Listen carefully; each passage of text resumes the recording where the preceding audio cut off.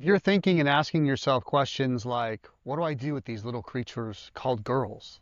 Or, or why me? I'm not equipped for this. Then this video is for you. Listen in as we lock in on our purpose as girl dads.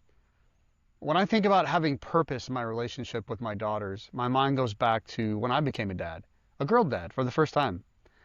In those early years, man, everything felt new. And while the baby stage brings its own beauty and challenges, it's once they really start to walk and talk and show their personalities that our parenting elevates. And if I'm honest, at first, I was just parenting on instinct. My default mode was to do what my parents did. They loved me and they did their best. They cared deeply about who I was and who I became. But like many parents of their generation, they just didn't really have access to the tools or resources that I do now. And at some point, a deeper question started forming in my mind. Like, why did God entrust me with daughters? Why girls and why me? These little beautiful creatures with their own language, I didn't feel equipped at all. It took me a while to wrestle with that. But eventually, I landed on a truth that changed everything. I figured out that God just didn't give me daughters to raise. He called me to steward them. And I know that word steward is a weighty one. It's also deeply biblical. In the Bible, stewardship means more than just managing something. It means caring for something that really doesn't ultimately belong to you. The Greek word used in the New Testament it's called oikonomos. Hard to describe, but it really means a household manager. Someone who's entrusted by the master to oversee his affairs and care for what matters most to him. We can think of Joseph back in Genesis when he's in Potiphar's house. He didn't own the house, but everything was placed under his care. He was expected to manage it faithfully, wisely, on behalf of the owner. And that's what stewardship looks like for us as dads. See, our daughters don't ultimately belong to us. They belong to God. He is their true father. But for a time, he has placed them in our care. So what does that mean? It means I don't raise my daughters for my own dreams, my own image, or my own ego. I raise them for God's purposes, to reflect his heart, to grow into his calling on their lives. And that means I have to show up consistently and intentionally, not with control, but definitely with conviction. I have an orchard here behind me, and I planted many trees and berry bushes, and I care for them.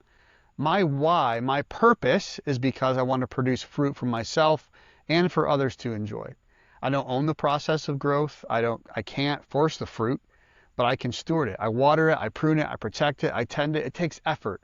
It takes presence, but most of all, it takes purpose.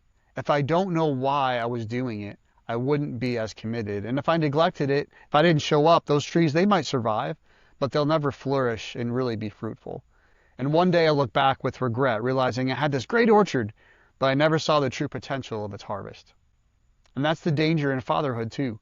See, we go through the motions, but we miss the mission.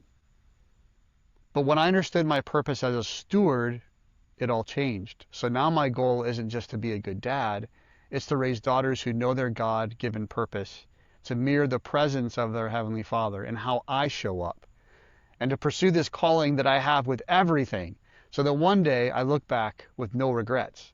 Of course I'll mess up. Every dad does. But I rest in this truth, that our Heavenly Father offers grace, and through that same grace, our daughters can forgive. And when forgiveness flows, even our failures don't have to become regrets. Instead, our failures can become redeeming stories of grace and mercy. So here's my challenge to you, Dad. Don't just nod your head on this and move on.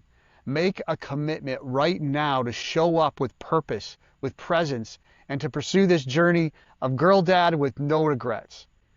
And maybe, just maybe, don't just keep this decision to yourself. What if you shared it with your daughter? Let her hear it from your own mouth, what you've been thinking, praying about, that you want to choose to be more than just a good enough dad, that you're in this for the long haul, that she matters enough for you to love and lead with intention. And when she hears your commitment, she'll feel your love in a whole new way.